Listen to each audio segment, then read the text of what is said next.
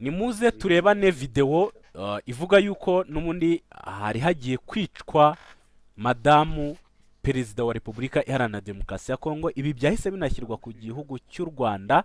Reka tubanze tuyirebe neza. Ni muri Leta Zunze Ubumwe za Amerika, ariko Kongo yamaze gutangaza yuko ari u Rwanda ngo rwari rugiye kwivugana uyu madamu wa Felix Antoine Tshisekedi. Ka turebane iyi video neza, muze kwitegereza neza turebe na video. Amakuru n'ubundi avuga yuko mu cyumba madamu perezida yararimo yaragiye kuza kuba yagirirwa nabi muri Leta Zunze Ubumwe za Amerika. Ni muri hoteli, n'ubundi madamu perezida ari muri Leta Zunze Ubumwe za Amerika, ariko u Rwanda narwo rwagize ibyo rutangaza. Reka tuze kuba twabirebera hamwe tumaze kureba iyi video. Uyirebe neza rwose witonze.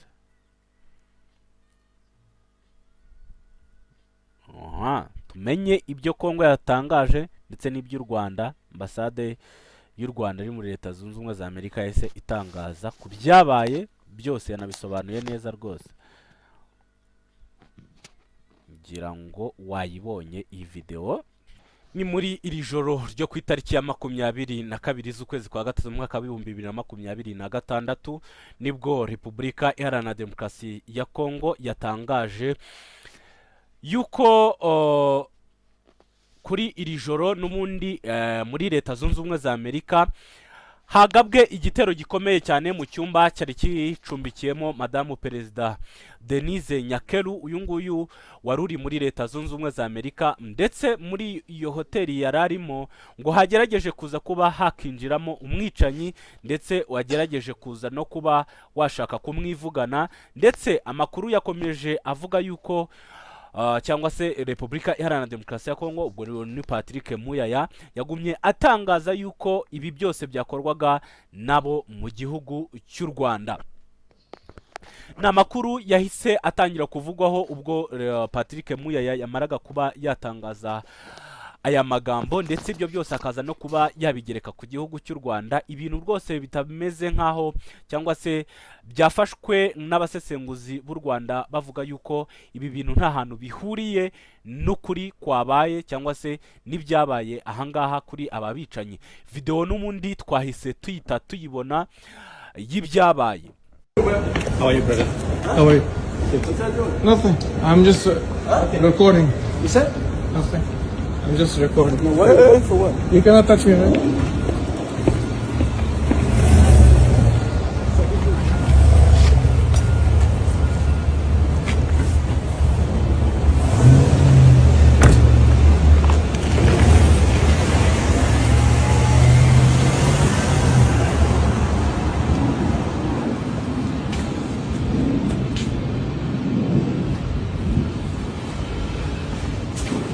Why are you doing that? I'm allowed to do it. Why are you doing that?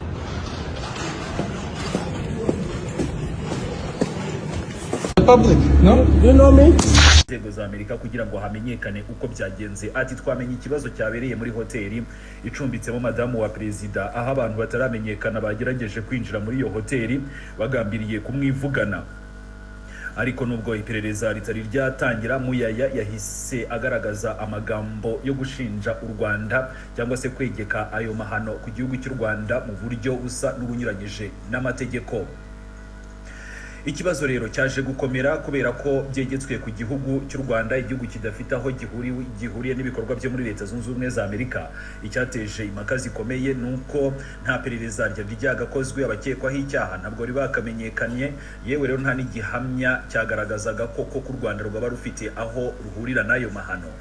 Ariko nanone nubwo byari bimeze bityo, Leta ya Kongo yo yakomeje kuvuga amagambo yo kwibasira igihugu cy'u Rwanda. Ibyafashwe rero n'abasesenguzi benshi n'ibikorwa byo kwihutira gushyira mu majwi igihugu runaka cyangwa se wenda kugaragaza ibinyoma bidafitiwe ibimenyetso.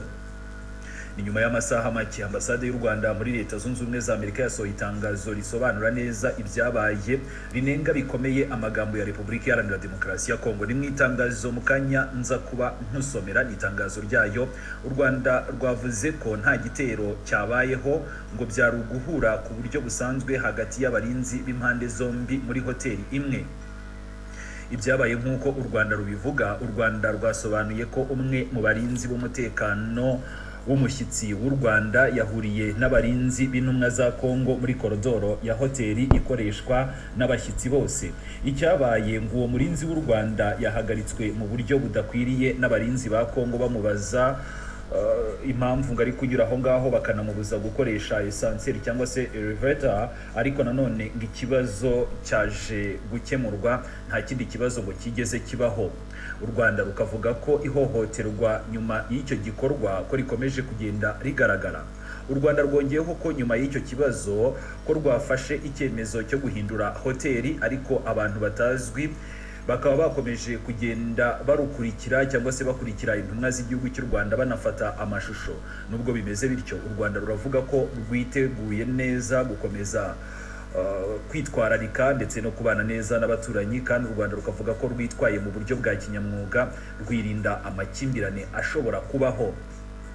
Ni mu magambo akomeye cyane u Rwanda rwashinje umuvugizi wa Leta ya Repubulika Iharanira Demokarasi ya Kongo Patrick Muyaya kubeshya ku mugaragaro, avuga ko u Rwanda cyangwa se wenda abafite aho bahuriye n'igihugu cy'u Rwanda ko bagerageje kwivugana umugore wa perezida wa Repubulika Iharanira Demokarasi ya Kongo, rukavuga ko kari uguhindura ukuri kw'ibyabaye ndetse no kubeshya ku mugaragaro isi yose.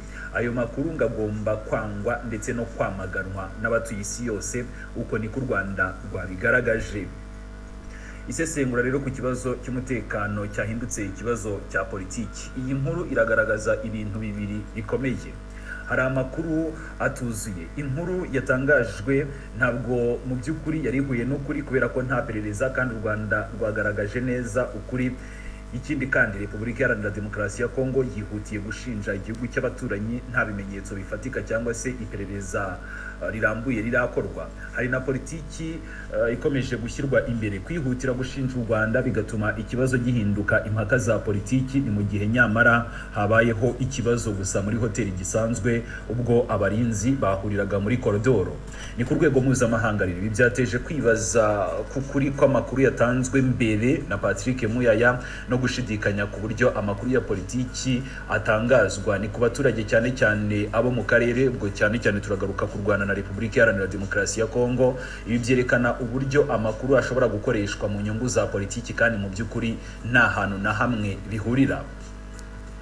Icyatangiye ari ikibazo cy'umutekano aho muri Leta Zunze Ubumwe za Amerika, muri imwe muri hoteli, aho buri ruhande rwashakaga gucunga umutekano w'intumwa z'igihugu cyarwo, byaje kurangira bihindutse ikibazo cya diplomasi gikomeye. Leta ya Kongo igatangaza ko yagabweho igitero aho muri Leta Zunze Ubumwe za Amerika, ariko kandi u Rwanda rukavuga ko ari uguhura kw'abarinzi muri hoteli imwe.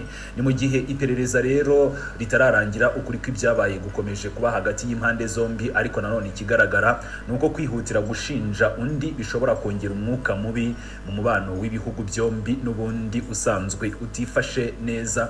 Ni mu gihe ukuri kwa nyako kugomba kubanza kugenwa n'iperereza ryigenga.